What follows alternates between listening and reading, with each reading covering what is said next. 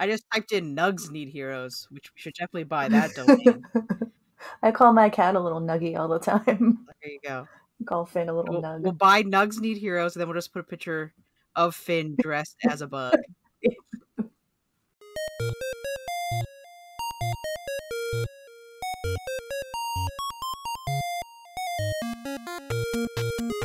Hello, friends and fiends, to a very special episode of Bugs Need Heroes, a podcast where an artist and an entomologist team up to illustrate the inspiring abilities of insects by creating bug-themed superheroes. I'm Amanda. I'm Kelly.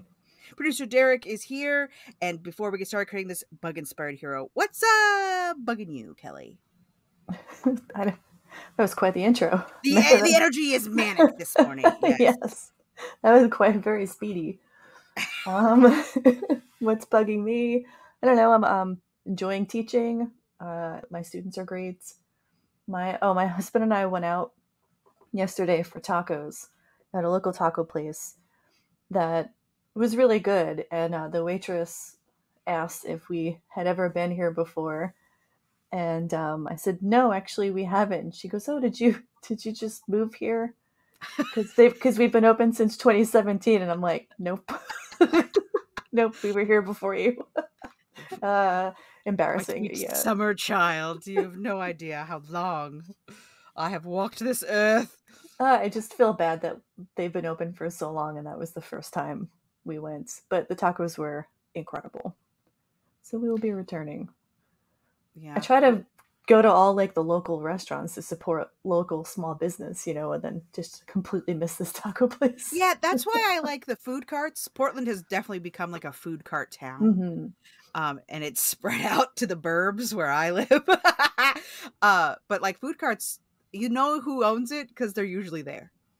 Yeah. And it's probably pretty authentic because they're there and you're talking to them. And the best Thai food I've ever had came out of this one cart that was right next to my college. And I think about it probably twice a week. I loved it so much. I ate way too much Thai food in college, so this one food cart was right there next to me. Yeah, it was right next to the like art building, and I was like, I think I'll go get a $5 pad thai right now, and I did.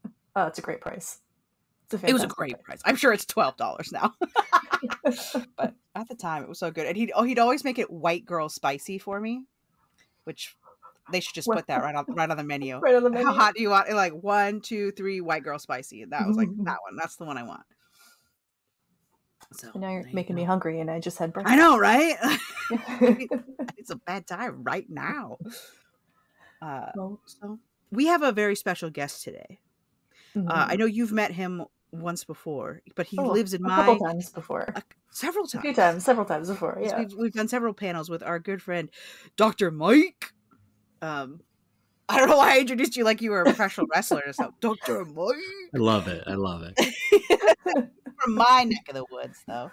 So he's over here in the great PNW. Dr. Mike Glynn. He does have a last. Yeah, I should say I just call him Dr. Mike. We're buddies that way. He's just Dr. Mike to me. He's even in my phone as Dr. Mike. That's awesome. And if you ever get a cat, Amanda. Yeah, I imagine a lot of this episode will be producer Derek pressuring me to get a cat. He's been in the text chains pressuring me. We want a cat. I want to say we want to have a cat. We're just not in the position to have a cat right now. And Derek's trying to get me go from 0 cats to 2 cats. That's a big jump from 0 cats to 2 cats. The pressure that producer Derek puts on you in the text chain makes me uncomfortable. It's rough. Like we want a cat, but just with the age our kids are and like our house situation right now, Derek says he bullies me because he's my sibling. He's allowed. Yeah. It's just not really feasible for us right now. We're hoping.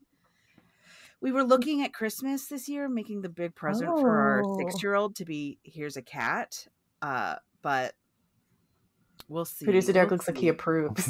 Mm-hmm. Yeah, that's our hope. But like that would be great. We'll see. Because your little one's big enough, I think. Yeah, she's 2.5, and we had a cat when my oldest was born, so he was born into cats. But unfortunately, 2020, one of the many things 2020 took from us was our sweet boy, the Beast. And we haven't gotten a cat since, because now it's like, oh, well, now we have 2 small children and no cat. It's hard to inject the cat back in if the cat wasn't already there. So we'll see. He really wants to get a black cat named Ralph. Not sure if he'll bend on that or not, but that's what he wants. It's a black cat named Ralph. So we'll see. But as of right now, we don't have a cat. My husband's a big cat guy, so it's only a matter of time, frankly. Dung Beetle needs a cat sidekick. Just rolling litter boxes all over town. It just makes sense. So, Dr. Mike, we've brought you on this episode because you are a veterinarian. And I am. So, so you know all about the cats. Do you see mostly dogs or mostly cats? Probably mostly dogs. People are more reluctant to bring in their cats on the grand scheme of veterinary medicine at times because of the stress that they feel their cat goes through in transport and whatnot. Yeah, they don't travel as well, a cat. No, but it's important to get your cat to the vet. Pretty mad when we put them in the carrier. There's a lot of screaming involved. Yeah. At least with Lynn. Darcy doesn't care anymore. And you can always talk to us veterinarians. I mean, there's things like Feel Away that we'll get into later that you can try in the carrier, and warming them up to the carrier. Drugs like gabapentin that, I see a lot of funny TikToks of cats on the cats. Yeah. Cats on the drugs on TikTok being like, hello? Who is there? Oh, and you're like, oh, poor buddy. Well, that's usually for like, we're moving 6 hours away and have to drive. Yeah, for a long trip. So Finn gets really upset in the car, and I'm actually not even sure how upset he is. He's naturally just a yelly boy. He likes to talk to us. He's always screaming at me for no reason. He sings a song. Every time he enters the room, he sings a little song.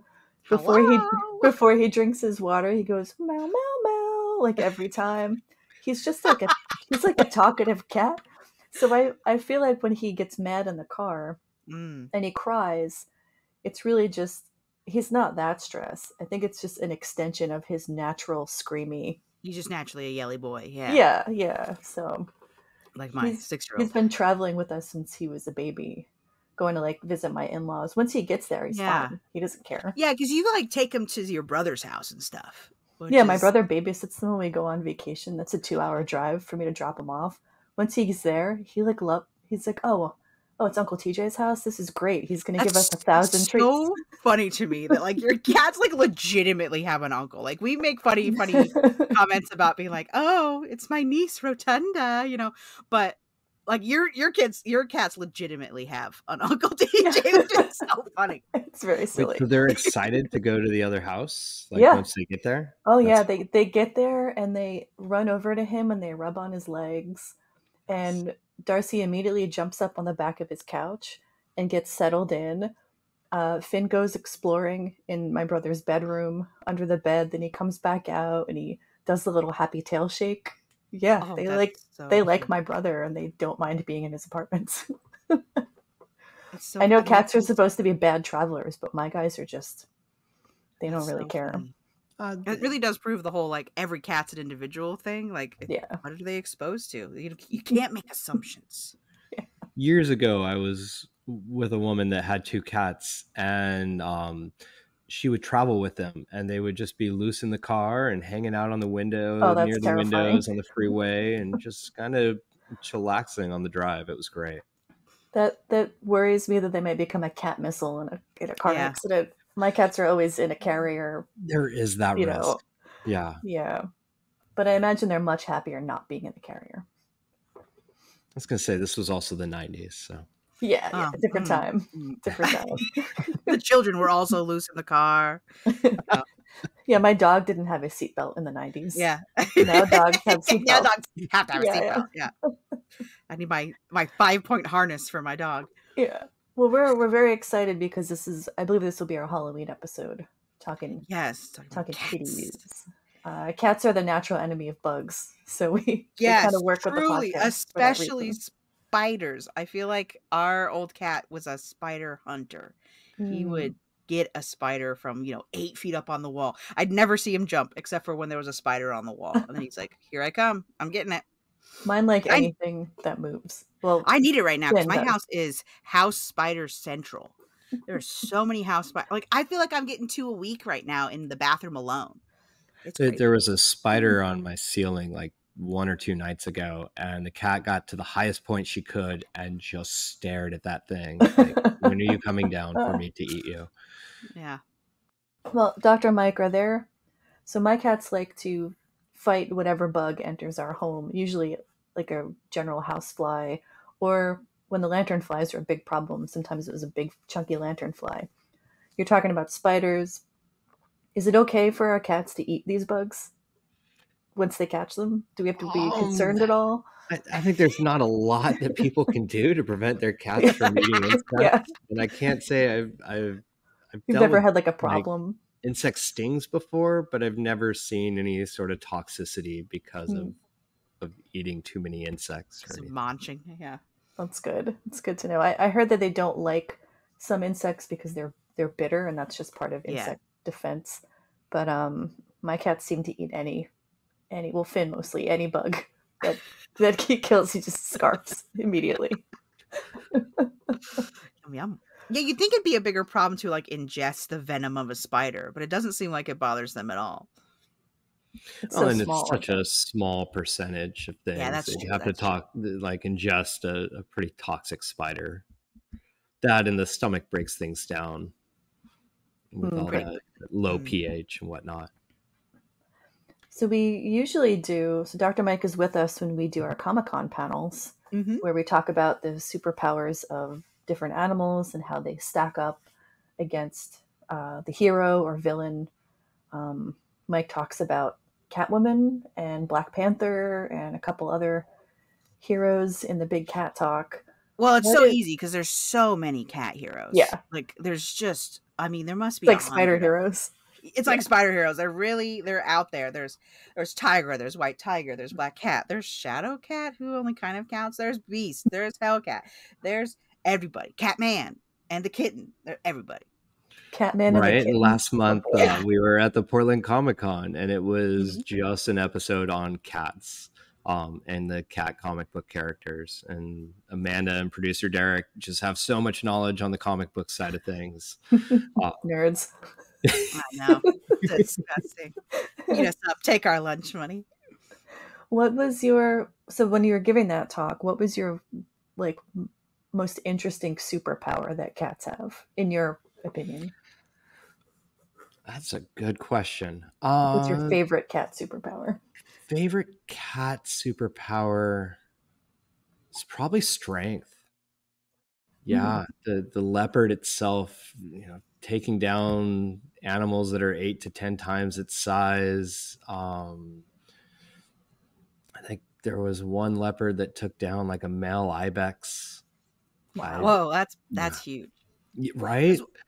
In the panel, we have a video of a leopard taking a zebra up a tree, and I could watch that 1,000 times and never be bored of it. It's so interesting to me that this a leopard's not a small animal, but compared to a zebra, it's only probably 75% of its size, and here he is just easily taking it up a tree. It's wild.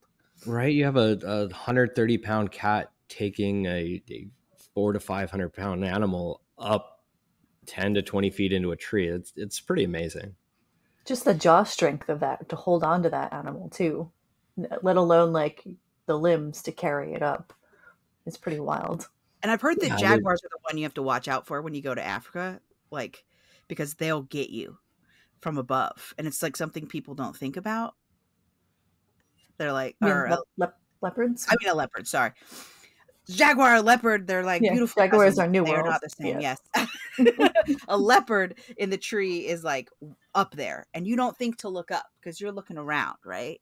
You're looking around for lions and elephants.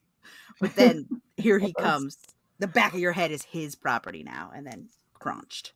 And the giant cats like the lions and tigers have a harder time getting up into trees and whatnot. But the majority of cats like that high vantage point. Particularly the majority of cats are both predators and prey animals. So it gives them this safe vantage point to be able to look at the world. Kind of like that. In the Northwest, as a hiker and trail runner, I'm taught like, hey, if you ever get that strange feeling, stop, look around, look up in the trees, because there could be a cougar lurking somewhere at you. Cougars scare me so bad. Like, the older I get, the more I'm scared of cougars. I don't know what it is. Something about cougars just like freaks me out now. I didn't used to be scared of cougars, and now in my 30s, I'm like, but what if the cougars? And I blame my father. Aware. Yeah, I'm suddenly like aware that the cougars are where you find them, you know?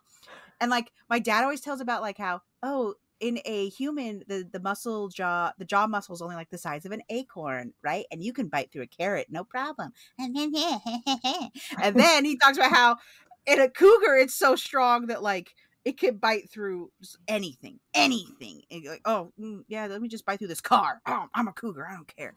So it just scares me so bad. It just scares me so bad. Well, they're usually, they call them ghost cats for a reason. They generally are not interested in people. People are scary to a mountain. We call them mountain lions over here. Yeah. On the east. They got so many names. Puma, mountain lion. Now apparently ghost cats. They have like 120 common names. Look, there's a cougar. A house cougar. Look at that beauty. That's Rosie. What's your cat's name? That one's Rosie. Rosie? Oh, yeah. She's very cute. I also have Artichoke somewhere around the house. Artichoke? I love a cat named after a food. It's so great. I wanted to name him. That got denied pretty quickly.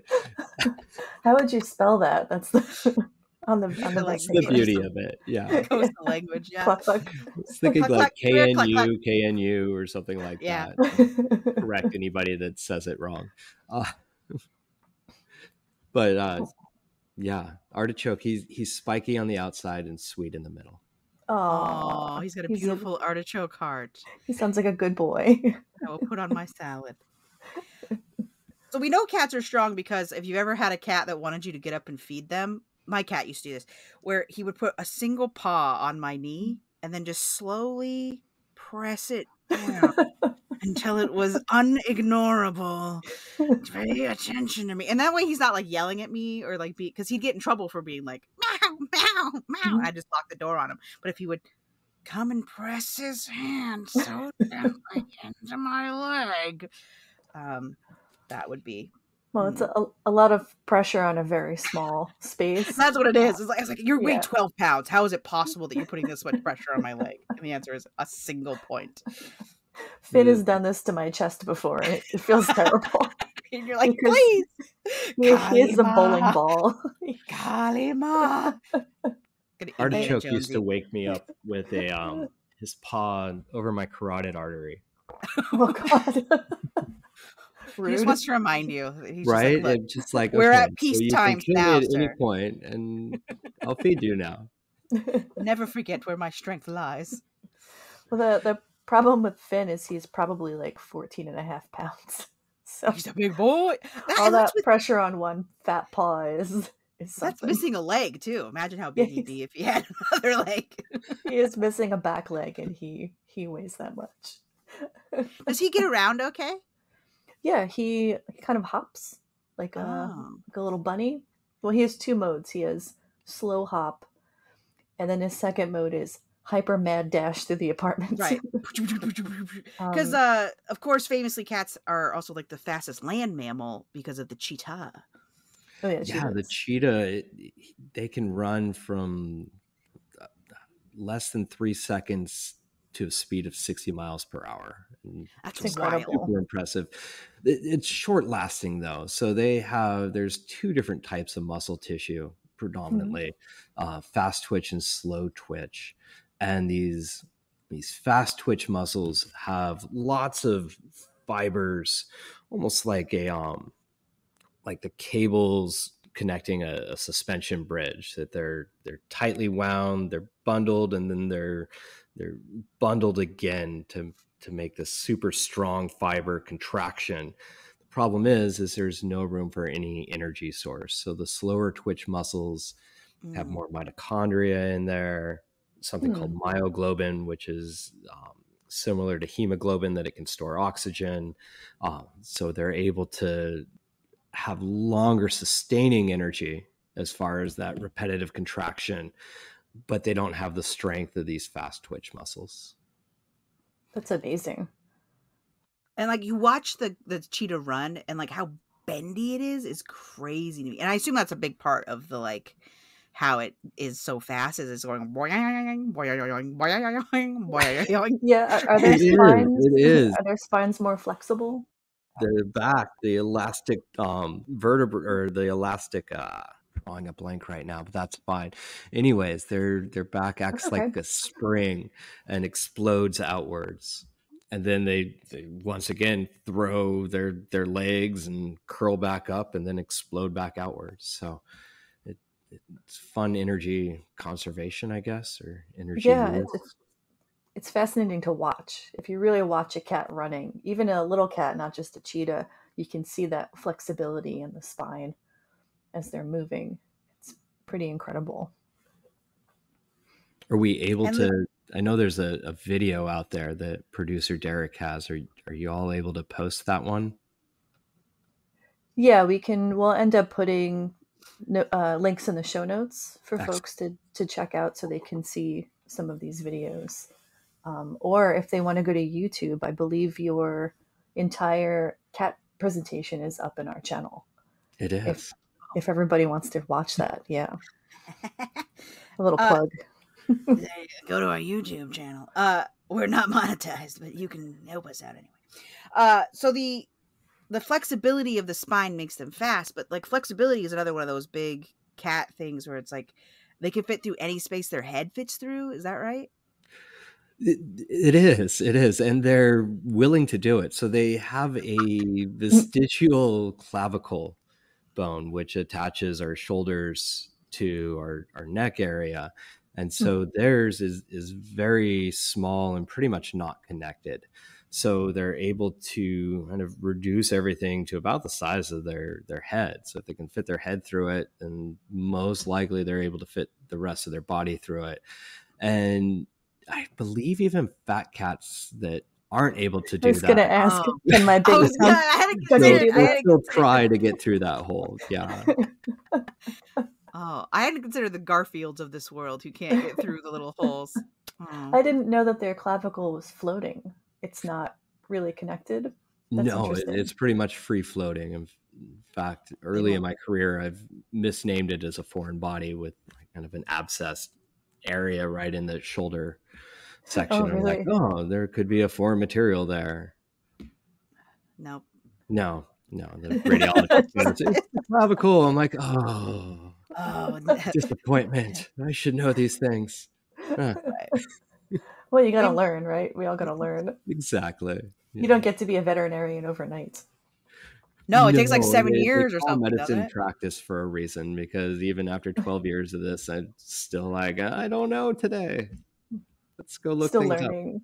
Right. Well, I mean, not to toot Mike's horn, but veterinary medicine seems harder to me because now you have to know about all different kinds of animals.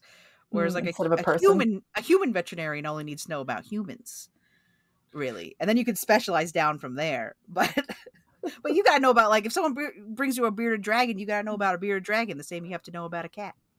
Right. And through the years, worked on all sorts of species. I remember doing resuscitation for a fish that I put into shock by transferring it to its new water too quickly, and had to give it like gill resuscitation and just take its caudal fin and wiggle it back and forth for probably like 20 minutes or so before it was able to go on its own again. It lived for quite a while after that.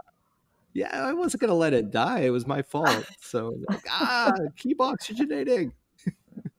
When I was in high school, maybe it was the end of high school, the beginning of college, I had two pet rats, and they were fancies. And they were named Finn and Darcy. Yeah. Can you imagine? Well, I feel bad that I think Peaches was one because it was all cream colored, like a light peach color. And I don't remember what the other one's name is. It had a black head and a white middle and a black butt, but they were both very sweet. And so this pet shop was trying to sell them as reptile feeders, which you don't do with fancy rats. It's not what they're bred for. You get the white ones. So I ended up buying them for $2 each, which was amazing. And they were incredible. They knew their names. You could like give them little treats. They'd come over to the glass. They were very smart. And one of them ended up getting a respiratory infection. And I took it to my local vet, and the vet was like, well, medicine for this is going to be, I think it was like $50 or $60. And he was like, what did you pay for the rat? And I'm like, well, $2. And he goes, we could euthanize it. And I said, no. That's my pet rat, I'm sir. not going to euthanize this rat over a respiratory infection. I'll pay the $60, and which was a lot of money to me at the time because I was a waitress. You know, I made like nothing. But that rat lived, both of my rats lived to be 4 or 5 until they got cancer, which is usually the inevitability of small mammals like that. And they lived a great life. That is so I don't know. For a rat. Yeah. They were really old. Like, can you give me a treat? Right? Rat with a cane. Yeah. Teaching for young turtles kung fu.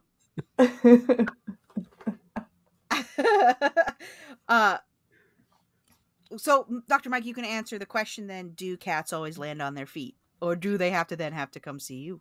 Yeah, so it's something called the riding reflex, and it doesn't start until around 3 to 4 weeks of age. And we think there's this delayed onset because there's these tiny bones called otoliths inside the ear canal that help as far as orientation for balance. And they're thinking they don't ossify or become a true bone until that 3 to 4 week mark is the current hypothesis. And so both going back to that flexibility, they have, compared to humans, smaller vertebrae, more vertebrae, and they have more elasticity of their intervertebral discs. That's the word I was looking for with the yeah, you guys get it eventually. There. And so they're able to right themselves. And if you watch a cat kind of in slow motion riding itself, they'll actually tuck either the front or the hind limbs in, and then the other limbs will go kind of in the opposite direction initially before kind of coming back and swinging back under. So almost like an ice skater, the way they're able to tuck and create momentum that way. Triple sow cow. There was a study in ER medicine, veterinary medicine, on cats from high-rise falls, and for my notes on this one, I believe it's greater than like 70 feet, and then the cat had a higher chance of survival compared to lesser amounts. And they think it's because they reach like a terminal velocity, and potentially even like their fat pouch may act like a parachute type situation a little bit. Finn's got that covered. His poopa will save him. What is the highest? Do we know the highest drop a cat can make and still be okay? I mean, when you're falling from a high-rise type fall, you run into that risk of limb fractures. You run into a risk of trauma to the chest cavity. Yeah. And so those were the primary things they found with cats falling from such a height. Is that Finn I hear? It is survivable. That's my own cat. That sounds like that's Mike's. Yeah, it's Archie at the ready. Yeah, we live in a high rise and we have a balcony, but the cats are not allowed on the balcony unless Joe and I are out there and really paying attention. It's very unlikely they would fall from it because it's kind of glassed in, but I still worry. I don't worry about Finn because he can't get up on the rail because he can actually jump really well, but I don't think he'd get on our rail. Darcy is an idiot and he probably would try. So I really worry. And he's old. So he loves the balcony. They love being out there. Well, they're just they're just constantly doing parkour. Yeah. Oh yeah. So much jumping. And well, I'm sure everyone can tell how much I love my little kitties. And sometimes that might be due to something called toxoplasmosis. Oh, Kelly, do you think you have toxo? Because producer Derek is so sure that he has toxoplasmosis. Producer Derek loves toxoplasma. Can you talk to us a little bit about what that is and how it works? It is this tiny little parasite that the cat is the primary host, where the toxoplasma can reproduce in the cat, shed through the feces. They believe cats only experience it once in their lifetime, but the risk to humans is that it can make us significantly ill, febrile, not feeling well, but it can also lead to things like abortion. So, wow, pregnant women I didn't know it was so harmful to humans. Yeah, it's why you're not supposed to do the litter box while you're pregnant. So yeah, pregnant women are supposed to avoid that litter box. In theory, if you're doing it daily, you're much less likely to encounter the toxoplasma, because it takes 48 to 72 hours for it to kind of bud into an infectious state. They think about 30 million Americans carry toxoplasma, and producer Derek is one of them. You're one of them, Kelly. I might be one of them too. You might be one of them. And like, theoretically, I've heard it like makes you like do more risk behaviors. Like the does. So in rats, it creates a more bold rat where they're more likely to go out into the open in daylight hours and whatnot, making them at a higher risk for predation, particularly from cats. So they think potentially that parasite is having a huge influence on the brain of these rats, and potentially of humans as well. And it makes Kelly want to snuggle her little buddy. Yeah, I just want to squeeze Finn, that chunky boy. He's your little baby. He is. And speaking of little babies, rumor has it that a cat looks the way it does because that makes it baby. Yeah, that's part of why we love them so much, is the big eyes. And the baby crying that they make. Oh yeah, and the baby crying. Yeah. So cat is baby. And how much of that is evolutionary and how much of that is like behavioral, that we taught them to be baby? We don't know that whole situation. We do know cats have a meow that is my cat gets the he's trying to baby you right now. It has a meow and a similar frequency, and it mimicking that baby's cry can create this kind of anxiousness of humans to say, oh, I need to feed my cat now. And I get a lot of fat cat owners, which is like their biggest complaint in like how to limit their cat feeding, is that they're constantly meowing at me to more food. They starve, mother. We starve. Mother, we're wasting away and you cannot. Cats are always Victorian children in my mind. I don't know why they all have that same Victorian child accent. Mother. So between the toxoplasmosis and the baby crying and the big beautiful baby eyes, we're doomed. We don't stand a chance against these cats. Yeah. Well, it gets better on that one. There's something called a solicitation purring. So normally purring is very calming and whatnot. Well, the solicitation purring has a higher frequency component linked into the lower frequency purr, also mimicking the baby cry. And so Suffolk University did a study on this for non-cat people and played this for non-cat people, and they experienced this urgent feeling. Oh, this like, I gotta do something right now, something needs to happen feeling. Yeah. So cats are controlling us. My cat Finn is always purring, like always purring. I don't know if that's normal, because Darcy doesn't purr all the time, but Finn, like the minute I get within 3 feet of him, I can hear him. He begins purring. He begins vibrating with pleasure. Yeah. And he does happy paws when he fully, I think, believes I'm his cat mother. But yeah, he like does little happy needy hands, and does a really loud, long purr. I think he's just a happy guy, maybe. I believe producer Derek is playing purr background. I think he has a cat on the microphone. Oh, yeah, which cat is this, Derek? Does he?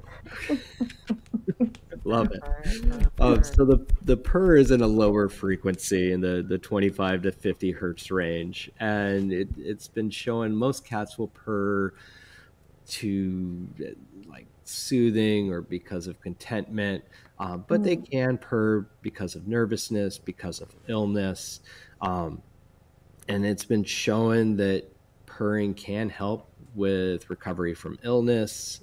It can potentially, it's in a similar frequency that can help with bone healing.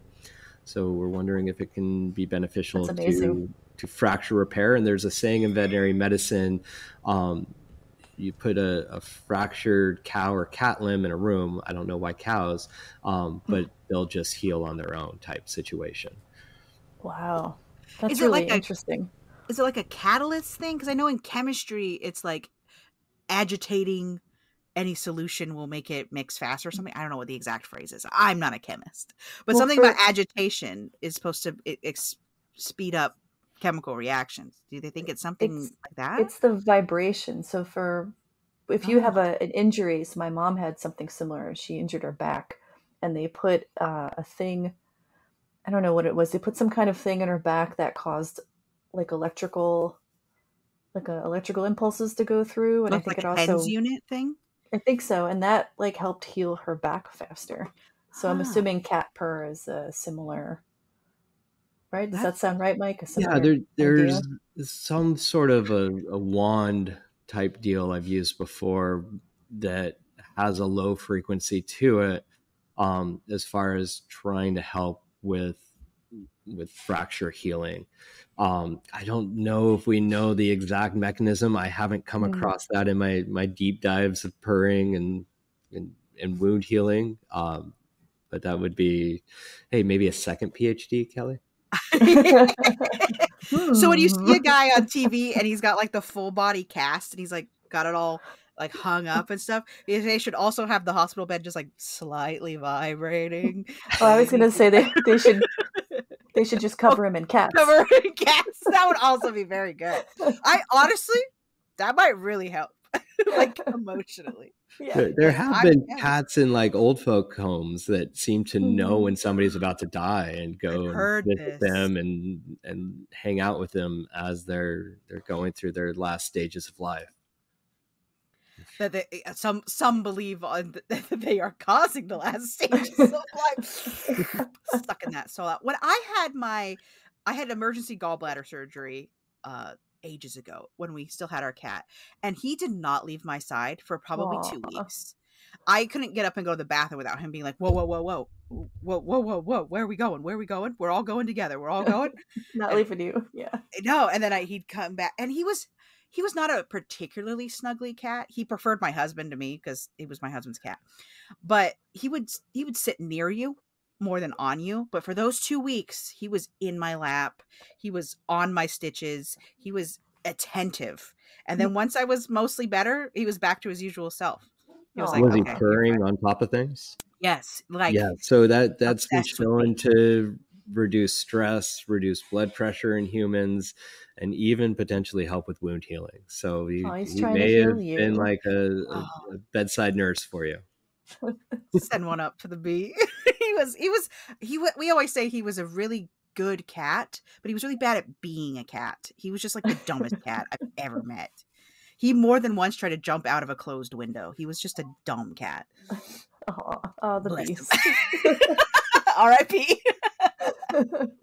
So I've heard, though, back to purring, that like the thing that really differentiates a big cat from a little cat is whether or not they can purr. Yeah, so that is interesting in the sense. So small cats are able to purr on inhalation and exhalation. There's something called the hyoid apparatus that's fused in these smaller cats, and I believe the cougar is included in that smaller cat. I think he's the biggest small cat, which is why I fear him. Yeah, Where it's is the that? ones that can roar that have lost this ability to purr on inhalation and exhalation. And it's a bit of a Where's the hyoid controversy. apparatus, Mike? The hyoid apparatus Where's it located? It's located in the neck area, around the vocal cords. So that breathing is that's why they purr, is the hyoid apparatus is causing that. The vibration of the hyoid apparatus is helping with that. Yeah. It's pretty cool. Yeah, to do it on inhalation and exhalation. In veterinary medicine, we struggle with this at times because you get that nervous or ill cat that's constantly purring. And so we have to devise ways to figure out how to get that cat to stop purring. And it's not always pretty. I've turned on sinks to like faucets to get a cat to stop purring. Now I just kind of open the exam room door with the cat in my hand and my stethoscope on them, and most of the time that'll stop them purring, but sometimes just kind of putting my finger over their nose. You gotta harass it them. sounds like torture, but really it's all about trying to get a good listen to that cat over a brief period to see if there's something wrong there. Yeah, I don't recommend doing it at home when your cat's purring. We're getting the inside scoop on veterinary medicine. Right. Have you had like any particularly difficult cats at your practice? Oh, cats! Cats probably scare me more than dogs, in the sense that they have 5 weapons, and when they get angry, they're a ball of terror. And I've probably seen more injuries from veterinary technicians from cats than dogs over my career. The 2 meanest animals I've ever met were both cats. Both my grandmother's cats. One was named Boots, and it was a farm cat that beat up a Rottweiler once. like it was this like infamous story of this barn cat. This Rottweiler came and was gonna try and eat the kittens, and Boots the cat was like, "Not my kittens, you dirty dog," and beat the tar out of this dog to the point where like it ran home, and the neighbor came over and was like, "You need to pay my vet bills," and they're like, "No, your dog tried to eat my cat and my cat won." Yeah, I would not pay the vet bills for that. Your dog shouldn't be in my yard. Yeah, exactly. Like, yeah, my cat didn't come to you; you came to me. And then the other cat that was so mean was this cat named Fluff, and it was like a 20-pound monster, and it was my grandfather's cat, and it would sit on my grandfather's lap, and it was so nice to Grandpa. And then any grandchild that walked by was free game, was just chomp, and you're like, "Why? I didn't do anything to you. I didn't do anything." And you're 12, and you're like, "Why?" So. And sometimes it's the cat giving you subtle cues to say, "Hey, I'm done being pet." Like, yeah, you'd have to do it. This cat would hide under the couch, and then all of a sudden, whoosh, murder mitten. So I've heard that so before my 2 male cats, we had a female cat named Luna, and when we had to take her to the vet, she was a monster. You would have to like towel her head and she would hiss and spit. She was not a very friendly cat. She was a lot more. She started out as like a street cat, and then my husband adopted her. So she was kind of a nightmare at the vet. She's beautiful. She's all white. But my 2 male cats, every time we have to take them, the vet's like, "Your cats are so gentle and easy. They don't struggle. They just go limp." Basically, is there a difference between male and female cat temperament? I've heard male cats are nicer, but I don't know if that's an urban legend or whatever. There was a study, down to like a time and or anything? The calico and the tortie were numbered. Well, the calico was number 2, the tortie was number 1. Most calicos are female. I'd say a lot of the torties are female as well. And as far as aggressive behavior in the veterinary clinic, they were most often to be the culprits. Mama bear energy. and personally, I feel that big orange male tabby or the big male Maine Coons are about the sweetest cats I see. Yeah, I heard Maine Coons in general are fairly Nice. I think they have Great Dane, that Great Dane thing where like a Great Dane could eat you in 6 bites if it wanted to, but he's so big he like feels no need. He's like, you know what's going on here. This is fine. And you're like, you're right. Yeah, I do. Like you could shove a Great Dane and he just falls over. He's like, we're on the ground now. Hello. Whereas like a Chihuahua is like, I'll kill you and your whole family's bloodline. I'm after you. You know. So maybe it's similar with big. Maybe it's similar with house big cats. So speaking of the dangers of being a vet and dealing with cats, their primary weapon is of course the claws. And that's the thing you see the most in like cat characters. Like they always have the claws. They always. Can you tell us how cat claws work? So cat claws are retractable in all except for the cheetah, where they're partially retractable. And the cheetah, the benefit of that one is that the only partial retraction allows it to act like a cleat at such high speeds and such cutting speeds. The retractable claw allows for more stealth. There's a couple muscles attached to the claw itself. The claw is directly growing out of the last bone of exactly. If you look at your nail bed and you just put your nail at the tip of your finger, that's basically what the claw is. And so they are retractable. They shed regularly from just the outer sheath of it. So they're constantly resharpening these nails. Lots of complaints about how do I get my cat to stop scratching in the furniture? And a lot of times if you put some sort of scratching device next to your furniture, maybe spray it with some sort of happy pheromone, and a lot of times that will help prevent the cat from scratching directly on the furniture. Always good to know. My guys actually prefer their scratching towers. They like towers and stuff. And they like to scratch those. But not the couch. Although they did Darcy wrecked my brother's couch when Uncle TJ was watching the cats. So that was a problem.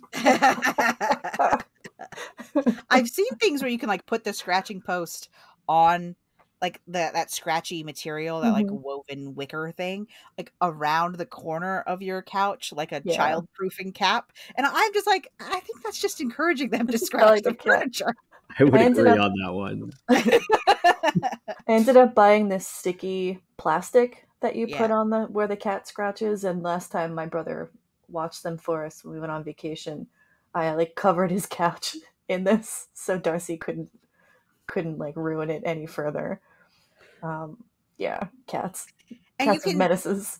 I've seen caps. They put caps over cat claws, and I know that controversially you can declaw a cat, and that is, I've never met a cat person who was like pro never declaw your cats. I'm going to put that out there right now. So declawing the cat, like I was mentioning earlier, the nail grows directly out of that last bone of their finger or of their phalanx.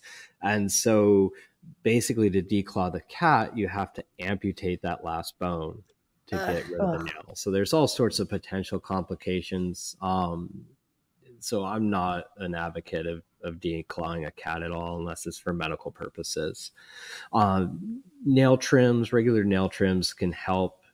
And then the soft paws, or the ones that go right over the nail, it's almost like a super glue substance. They work pretty well. They'll fall off anywhere from days to weeks down the road. Oh, so it's like a constant upkeep thing to put those on. It is. It's not a one-time application.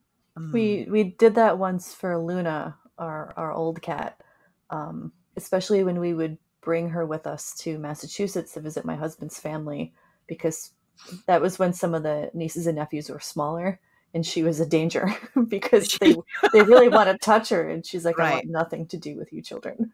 So we put the soft paws on her, but they hate it. She hated it. We did it once and we're like, we're not going to do this again. She hates this so much. It's not worth it. Just tell the kids to leave her alone. And they learned when she swats at them, they learned to leave her alone. So my son once got a scratch right in the middle of his forehead because he wouldn't stop harassing a cat. He was probably about 18 months old, and she gave him one of those warning bops where there's like, no. Yeah, where there's no claws either. They're just like, hey. But she got him just like one little spot because her, She got him. And he never harassed that cat again. Declawed cats have also been shown to be more likely to bite rather than using their... Oh, interesting. Yeah. You just encourage a different aggressive behavior. Yeah. Yeah, not great. Let's not do that anymore. The other thing about cat paws is I'm surprised at how webbed they are every time. You know, you can come and press the little paw pad and like they spread it out. I'm always surprised how webbed they are.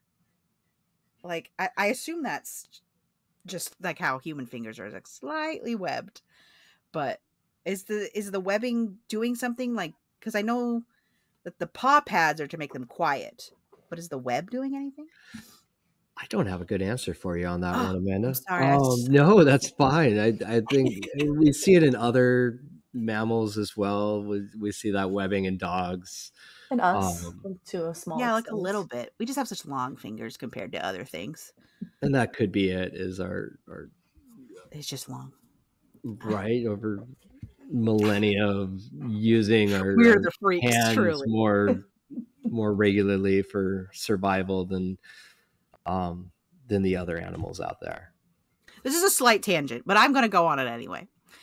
There's a cat. Yourself, producer. It's at least still cat. It's still cat related. But there's a show that my kids love called Super Kitties, and it's on Disney. And when they have two forms. There's their cat form, and then there's their super kitty form, which is that same cat, but now he's wearing a superhero suit. You know. Okay. But they wear like gloves when they're superheroes, and they change the cat model slightly to give them more human-esque hands when they're superheroes, and something about it creeps me out so bad, and I don't know why. I think it's because they have cat paws when they're cats, and then they transform into their superhero self, and all of a sudden they got little toddler hands. It freaks me out. I'll send a picture later. You'll see. Yeah, you can text the picture in the group chat. Mike's in the group chat too. He'll get to see it. Yeah, you'll get to see it. Wouldn't they be less the superheroes though if they lost their ability to use them? That's what I'm saying too. I'm like, the gloves have like fake claws on the end of the gloves. And I'm like, just leave real gloves off. Yeah. Can you talk a little bit, Mike, about cat stealth? Talking about their little feet. Okay, so cat stealth, super fun. They have something called direct register, where we've got these soft paws, and they're basically able to put their back limbs and the back paws in the exact spot where their front paws were previously. And so this really reduces like the risk of crunching on a leaf that you're not wanting to crunch on, and able to see where you're walking. They also have the whiskers, which are sensitive to air vibrations, or air currents and whatnot, and subtle vibrations. And they have these whiskers on the back of the front paws, as well as the ones we're used to around the muzzle, around the mouth. They have them around the eye, and then on the chin as well. And so between the whiskers and that direct register, these cats are really able to creep well as far as that stealth. That's pretty amazing. I hadn't really thought about the fact that their back paws line up with the front paw while walking. That's pretty cool. Cats are cool, man. Cats are cool. And I'm not just saying that as a childless cat lady. It's okay. He's got to let the dogs out. Cats and dogs. Who let the dogs out, Kelly? I did. I love that Dr. Mike is wearing a shirt that says Cat Daddy. Oh, perfect. Yeah. Cat Daddy. Very cute. Oh, yeah. Very, very cute. So to go along with being so quiet, they're also camouflaged. I know that Kelly lives that black cat void life where you can't find the cat until you see just the sparkle of his eyes. It's just one eye too. Oh yeah, you're right. It's just when he's double camouflaged. He's like, but I follow this Twitter page that's just there's no cat in this picture. And that's the name of the Twitter feed, and it's just pictures where you have to find the cat. And I gotta tell you, I often have to check the comments where people are like, look at the water bottles. And then like, he's there in the water bottles. Or like, you can't find the cougar, my greatest fear. And it's because he's like in the tree or he's in the rocks or whatever. Snow leopards is another one where people cannot find them ever. Camouflage is incredible. Absolutely incredible. Care for it. I'm like, you need to have the decency to be seen. Even these bright orange tigers are difficult to find in the wild. Like, you wouldn't think a tiger would, like, look how bold his design is, and then you put him in his environment and it's like, oh, he's gone. Yeah, he's missing now. I can see now why he's eating me. The interesting thing about tigers being orange is that their prey can't see orange. So they blend in like the deer and things that they feed on. Yeah, so that's why they're that color. They're like red-green colorblind or whatever. Yeah, we can see it, but the things that they hunt can't. So it ends up looking more green to the prey. Wild. Tigers. I remember watching a whole documentary on tigers, and they went kind of over that. I love a nature doc. I feel like cats really corner the market on interesting spots as well. Like, not a lot of other animals have interesting spots. Certainly not wild ones. We get interesting spots on domesticated animals more. There's like something about like domestication that makes animals spotted, which is also wild to me. But like leopards are spotted, jaguars are spotted. It just breaks up that body pattern. Yeah. Mottled brindle patterns.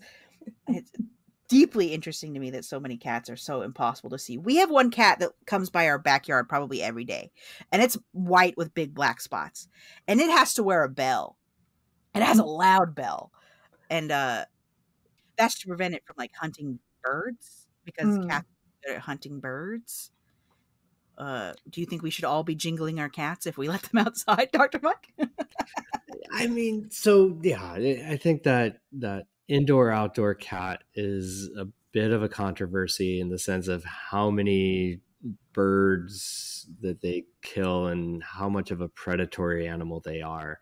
I think that there's risk to that indoor lifestyle as far as question was a trap. Goes. It was a great trap. That is so good at just keeping the flow of the conversation. Stay on target. My issue with outdoor cats is their lifespan is shorter. You know, if you love your cat, you have to worry about it coming into contact with disease, getting eaten. Around here, we have to worry about coyote. Yeah, we're coyote heavy here in Portland too. Yeah. Like, we've been getting a lot of. I keep seeing news articles are like the coyotes. Yeah. The feral cats definitely have a shorter lifespan. But at the same time, I work in a rural setting for veterinary medicine, and I see a lot of barn cats. And so that basically where the origin of the domesticated cat came from was as we began farming 7,000 to 10,000 years ago, we found this advantage of having cats to keep the rodent population down, to keep disease down. So I feel like there's still some advantage to those indoor-outdoor cats in certain settings. Those cats have a job. They have a job. Yeah. And I think also a supply of things that they're meant to be eating, if that makes sense. Like, we're a cat that's just like aimlessly wandering the neighborhood is just murdering for the fun of it. He's not really like, I gotta kill these rats because these rats are infesting the barn, you know? It doesn't have a job. And then bringing home the gift and dropping and hiding it in your dirty laundry shoe or dirty laundry. For 5 days, you're like, what is that smell? And then you go to do the laundry and a dead bird flops out. Asking me how I know, you know. So, yeah. Oh, Dr. Mike, I have a question. So we keep the balcony door open and we put 2 cat gates on top of each other so they can't get out there. It's nice to have the breeze. Now, one time some pigeons landed on our balcony and our cats went over there and made a chittering noise. Like, what is the chittering noise? Why do they do that? I don't know, Kelly. I don't know. You don't know? I presume it's trying to draw in that bird and using something other than a meow. It could be also excitement. to see a prey animal like that. Definitely, I've heard my own cats doing that chirp chitter sound. It sounds really cool. In it's anticipation an interesting noise. It's a neat noise. Prey animal. Yeah. So to predate on us, they purr and meow. To predate on birds, they chitter. I'm sensing a pattern of manipulation here, cats. Come on to your games.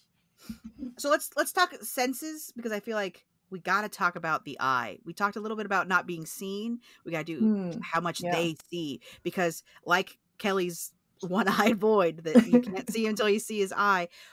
The reason you can see him is because it like reflects back. And so can you talk a little bit about what that reflection in the eyeball is doing? Like, why do they have it? Yeah, we could start in the back of the eye and move forward. So the back of the eye, there is a structure in the back of the eye that is called the tapetum lucidum. And this is a structure in a lot of different animals, everything from an octopus to a cow to cats and to spiders. I was going to say spiders do it too. There we go. Shine spiders. And so probably the best analogy is if you take a flashlight and you go in a dark closet and you shine that flashlight, you can see a little bit. Now, if you line that dark closet on 3 sides with mirrors or 2 sides with mirrors and you shine that same flashlight, you're going to illuminate a lot more of that room at that point. And so that's basically what that tapetum lucidum's doing. And that's that shiny reflection you're seeing at night and whatnot in the back of the eye. The visual acuity, though, is a little bit lost in cats, where humans, we can see an object clearly from about 100 feet. They're going to see that same object from only about 20 feet away. Also in the back of the eye, as far as being able to see in the dark and whatnot, we have cones and rods. Cones are that color vision. Rods are more of a black and white night vision type situation. Cats have far more cones than humans, but they're only able to see like a basically similar to a red-green color blindness in humans. And so these rods are able to help with that night vision. That tapetum lucidum is able to help with that night vision. And then where their eyes are positioned. Hi, buddy. Come say hello. Oh, hi, buddy. And he's out again. Goodbye. You can only pet me off the camera. And so where their eyes are positioned are very much in the front of their face. And we see that in a lot of ambush predators. And so they lose a little bit of depth perception, but they're able to see that prey directly.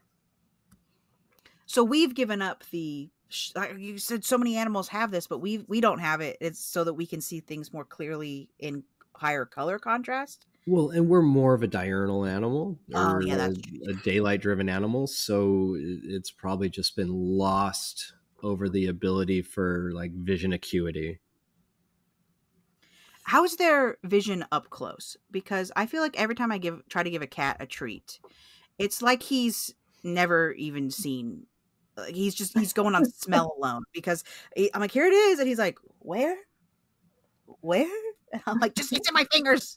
Yeah, they have poor vision up close as well. And that's where their other senses like smell comes into play, where the tactile senses of the whiskers come into play. Yeah, anytime we feed Darcy a cat treat with our fingers, he will always chomp your finger because he can't. He doesn't know where the treat is. Sometimes he bites really hard. I'm like, Jesus, Darcy. Come on, man. Fingers are not food. Yeah, not food. Really and it's interesting. I've had blind cats before, going back to the whiskers sensation. And one day I had a blind dog and a blind cat in the room at the same time. And the blind dog was just like slamming into the door and slamming in the walls. And you're just like, I'm sorry, buddy. Just try to hold still for a moment. And the blind cat, other than not jumping up on things, you could hardly tell it was blind. It would like get next to the door and then move away from the door and move away from the exam table. Yeah. So yeah, that tactile senses of the whiskers, pretty impressive. That's awesome. I have a friend who has 4 cats, 2 of which are blind, like congenitally don't have eyeballs, blind. And she says that the biggest thing with them is walking into each other.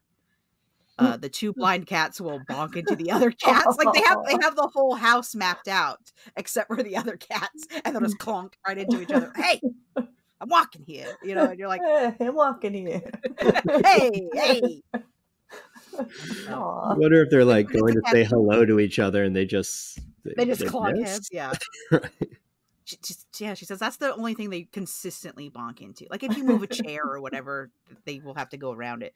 But it's the unpredictability of the other 3 cats that cause trouble. Yeah, that makes. And then of course the side cat like, what's wrong with you? Why are you doing that? You know, and it's like, well, sorry. What are you gonna do? Oh well. And then they have. Oh, sorry. No, go ahead, Amanda. And then they have those big ears that are, I think, if you're gonna dress up as a cat, all you gotta do really is put on the pointed ears, and you're a cat. The ears are great. The ears, there's about 32 muscles, and they can move these ears completely, like I believe it's like 180 degrees or so. Wow. There's a lot of mobility to those ears to be able to pick up where sound is coming from. Though I believe the way the human ear is shaped, we're able to pick up sound directionality a little bit differently and a little bit better than cats as a whole. Yeah. I'm always surprised human ears aren't like slightly off center, because I hear that's if you really want to hear where something's coming from, you're supposed to like tilt your head, and that helps you figure out what direction it's coming from. So I'm surprised we have slightly off center ear holes. I'm surprised we don't too. Yeah. I'm surprised we're not owling it up. We don't need to. We just have our big brains and we figure it out. Need to. Yeah. But cats are like, I've seen them do like, yeah, like you said, like almost all the way around when they're trying to figure out where a sound is coming from. How good is their hearing? Because I assume with those big old ears, they're hearing things I'll never hear. Oh, it's fantastic. They're able to hear the pitter patter of rodents in the night. They're hearing my thoughts. They're hearing so good. Maybe that's why they wake us up from their dreams for some food. Yeah. Get out of your nightmare and feed me. Feed me. You know what would make you feel better right now? Feed me. Speaking of nightmares, why do cats just stare at the corner of the room in the middle of the night when there's nothing there? And how do we make them maybe stop? There is something there. Maybe he's hearing something and you're not. I mean, if it's a senior cats do undergo something similar to human dementia. And so they can be staring blankly at a wall. They can start meowing a lot more, pacing at night, things like that. Darcy is getting more meowy. He's about 15 now, and he's becoming a lot more demanding in his old age than he was as a young man. So he's very bossy. Those older cats get a lot more yowling and meowing. Pardon me.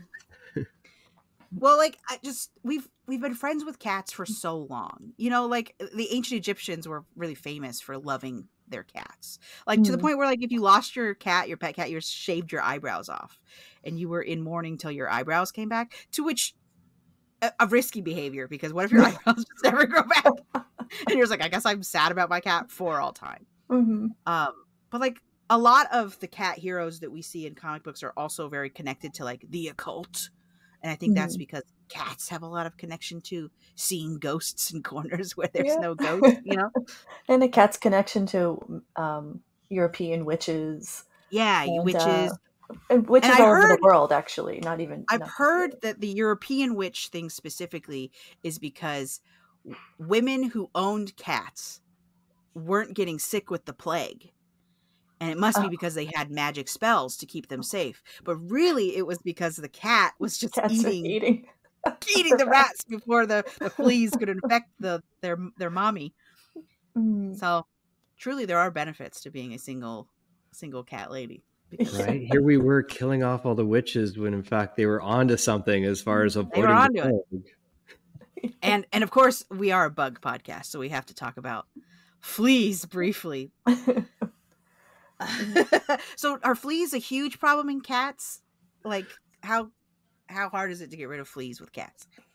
I mean, if I had to make a hero this week, it would be a flea being eaten by a cat. Yeah, I think with modern preventatives, there's plenty of ways to deter fleas from cats. Some cats have allergies to fleas, so a single flea bite can set them off into extreme itching, ripping out their fur, getting secondary infections, things like that, where we'll see them for that. But otherwise, a big majority of fleas, the adult fleas, are on the cats. They lay their eggs. And then as the cat walks around the home or the environment, they're shedding these eggs everywhere. There's a microscopic larvae and pupae form, and then they pop right back onto the cat. Or us. So, or us, yeah. Less likely us, but yeah. We had a cat growing up that she was a Methuselah. She lived to be 18 before. That's like our baby Luna. She was 18. Yeah, before we finally were like, she's not going to recover. Let's just let her peacefully go into that good night. But every now and then she'd get like a flea infection, and it'd make her sick. And we thought, okay, she's 16. Everyone say your goodbyes. This is it. And then she'd recover, and she was fine. and then a little while later, she, she's not feeling good. It's, she's 17 now. It's time to say goodbye. No, she's fine. Actually, she's going to live another year and a half. Like, how? And I really think she just saved up those 9 lives till the very end. And maybe she just purred for a little bit and healed herself and rallied again. She just held in all the purrs and then did one super purr, and all the fleas bursted off of her.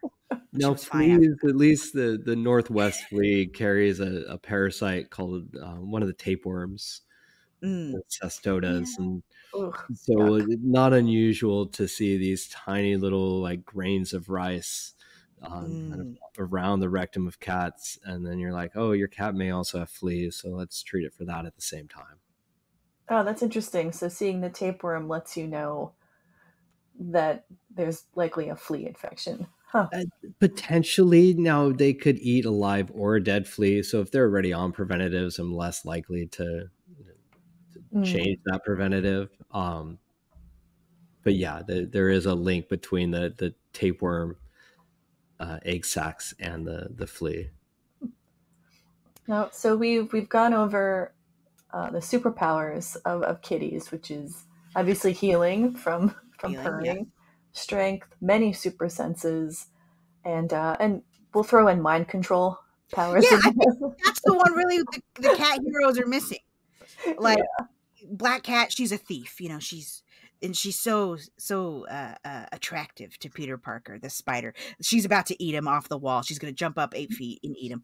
Well, I always think of Michael Keaton Catwoman era. Yeah. Very seductive. Yeah. Michelle Pfeiffer. Michelle Pfeiffer was incredible. Anything to me.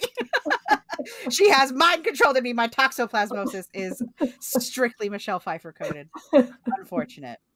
So I think we've covered lots of fun cat stuff. Dr. Mike, is there anything else about the wonders of cats you would like to share with us before we let you go out and catch mice or do whatever it is?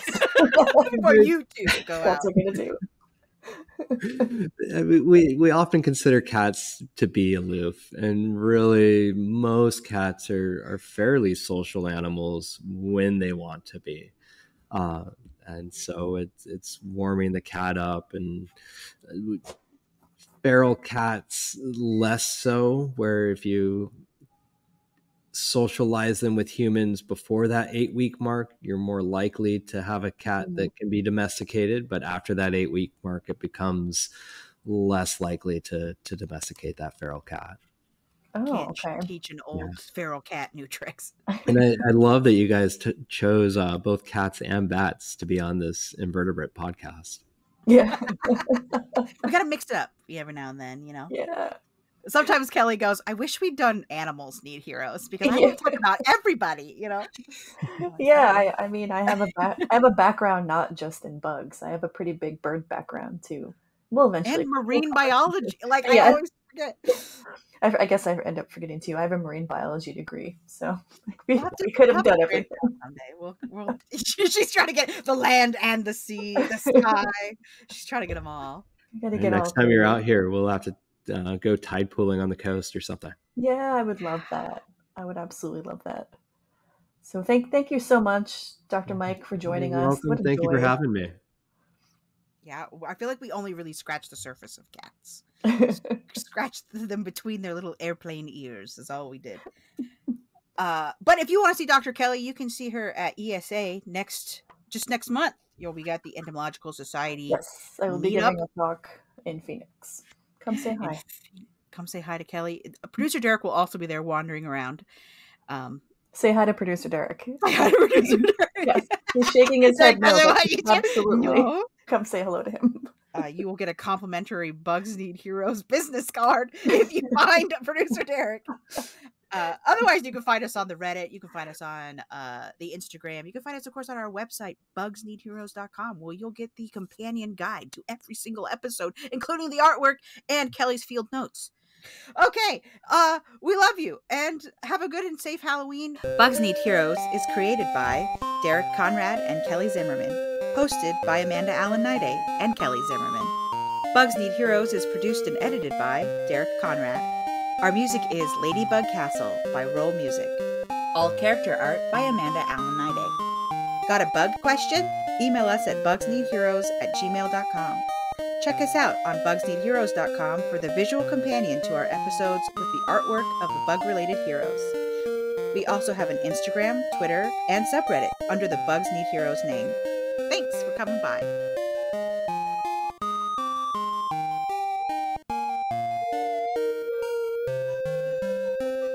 Ooh, got a little ceremony there at the end. I love the Spider-Man twerking in the background. Every single guest we've had since we put it up has been I've heard other guests mention it. Yeah. Yeah, they're like, what is going on up there? Just like, I don't know if you guys have forgotten, but there is a Spider-Man twerking.